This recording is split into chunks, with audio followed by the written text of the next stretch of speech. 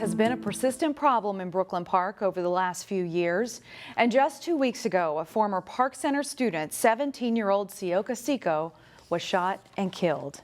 A group of community stakeholders got together this week to talk about causes and potential solutions to gun violence. CCX News reporter Delane Cleveland was there and has this story. This conversation is overdue. Thursday night in Brooklyn Park. Your voice is important. We are seeing things we've never seen before. People packed into Ebenezer Community Church for a community conversation on youth violence, gangs, and drugs. Our kids are idle and they're getting into problems. It's an event that's taking place nearly 2 weeks after the shooting death of former Park Center student Osseo, whose mother was in attendance. Many of us never heard of a ghost gun before. Osseo was murdered by a ghost gun. And so to honor him, we must begin this conversation. The organizers put together a panel of teenagers, mental health providers, and law enforcement officials, among others. They discussed some of the causes of gun violence, such as drugs and music. Well, some of the reasons for the gun violence, the number one would be marijuana sales, the right to sell it, or some sort of bad deal that somebody got ripped off and they owed them money. All they know is what they hear from their friends, from the TV, from the movies, from the music. The music. Another topic included the reasons why youth are drawn to gangs. One of the main causes is that they feel disconnected. They are searching high and low for their identity. Gangs provide identity. While there are no easy answers, one of the key messages for people here was to try to be good mentors and role models. Let's band together. This is not about any one of us. It is about all of us. In Brooklyn Park, Delane Cleveland, CCX News. A Plymouth man has been charged in a shooting that critically injured his girlfriend. 26-year-old Austin LeClaire is charged with second-degree attempted murder. Police arrested LeClaire in western Wisconsin. According to the criminal complaint, LeClaire initially called 911, saying he was at work and heard a gun go off at the Plymouth residence where he and his girlfriend live. But the investigation determined it was LeClaire himself who committed the crime. LeClaire later admitted to tossing the gun out of a window on a western Wisconsin highway. As for the condition of the victim, police say she remains in critical condition. New Hope is the latest city to take steps in passing an ordinance to regulate products that contain THC, the primary intoxicating ingredient in hemp and marijuana plants. The New Hope City Council unanimously approved an ordinance to regulate THC edibles and beverages. Under the ordinance, the city would cap the number of business licenses allowed to sell such products to 20. It would also charge an annual license fee of $500. One New Hope City Council member says such ordinances are the only action cities can take to curtail potential problems due to the state law legalizing THC products. The state legislators are the ones that have done a poor job with this legislation, and it's disappointing that the lack of thoroughness is going to lead to poor consequences for local municipalities. New Hope City Attorney Stacey Woods says cities couldn't explicitly ban THC products because it would set them up for potential lawsuits.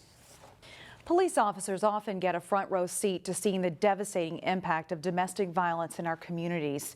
During the month of October, Maple Grove Police held a Purple Patch initiative for an organization that's close to their heart.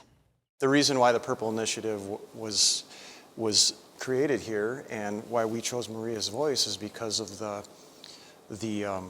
relationship that we have with all of you, and it was so close to our community, so close to our police department, so close to our officers, so it just made sense.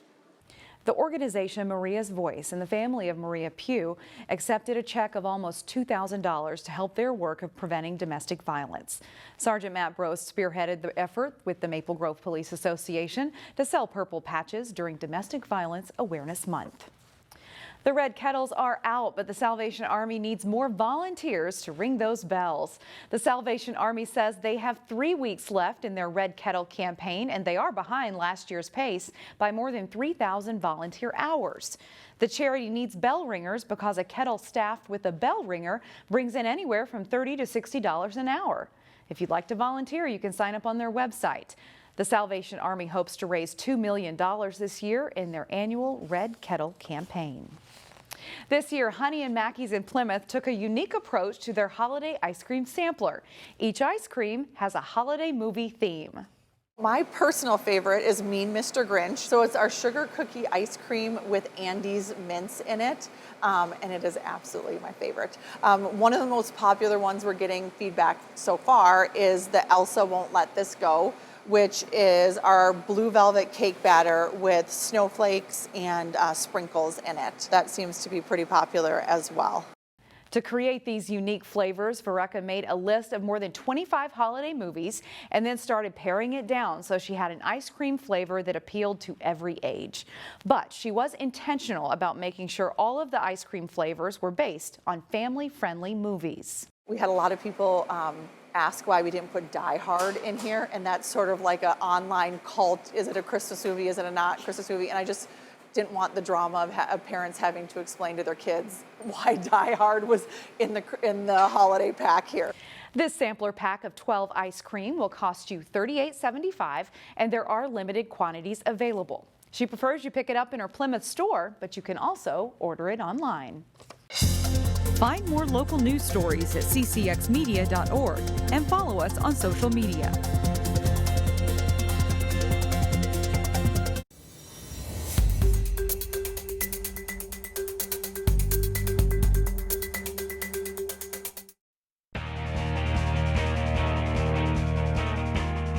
The 2022 fall season ends this weekend with the Prep Bowl championship games.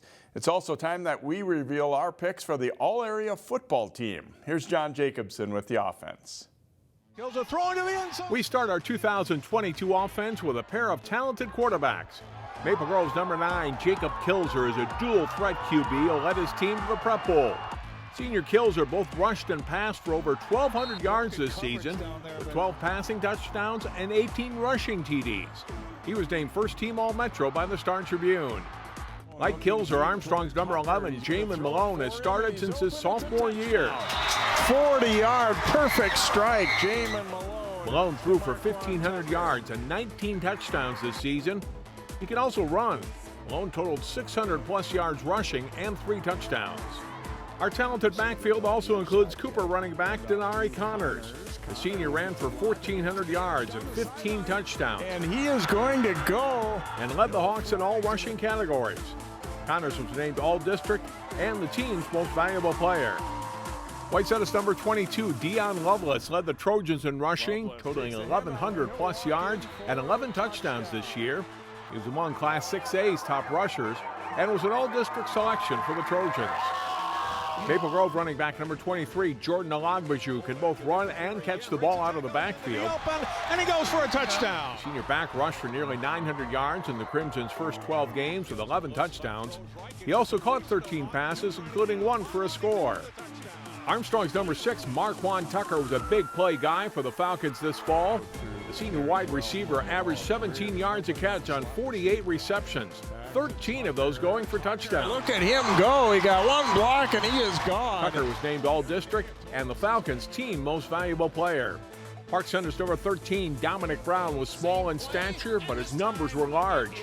The wide receiver and athlete totaled over 1,100 all-purpose yards, rushing, receiving, passing, and return categories. The senior was named the Twin City Green District MVP. They're not going to catch him. 5-4, 3-2-1, touchdown, Dominic Brown. Our offensive line includes Osseo's big tackle, number 77, Jerome Williams. The 6'5", 305-pound University of Minnesota recruit was a 3-year starter for the Orioles, the 2-time Maroon North District Offensive Lineman of the Year. Williams is also a second-team All-Metro pick. Champlain Park's number 76, Magnus Wright, is a 6'3", 290-pound tackle who was named second-team All-Metro. Wright led the Rebels in pancake blocks. He was named All-District, the Rebels team MVP, and will play in the high school All-Star game next week. Park Center's number 76, Max Lemke, was a 3-year starter for the Pirates. The 6'2", 280-pound center helped open holes for an offense that rushed for 130 yards per game. Lemke was named All-District and is the Twin City Green Offensive Lineman of the Year. Maple Grove's number 66, Hunter Gerber, was the leader for an unsung Maple Grove offensive line. Although he spent much of the season at center, he was able to move along the line as needed. He was named second team All-Metro. Whiteside junior number 72 Manny Wilson is another multiple-year starter on our offensive line. Coach Lambert Brown called Wilson the leader of the Trojans line. He's a great technician with a nasty finish. If this team can't score touchdowns, we can turn to Maple Grove kicker Connor Fortier for points. It is right down the middle. The senior first-team All-Metro specialist is 8 for 10 on field goals through 12 games, including 2 40-plus yarders against Forest Lake in the playoffs. Fortier is also 50 for 52 on extra points. There are a lot of really good offensive players in the area this year. Here are the honorable mention selections on offense for 2022.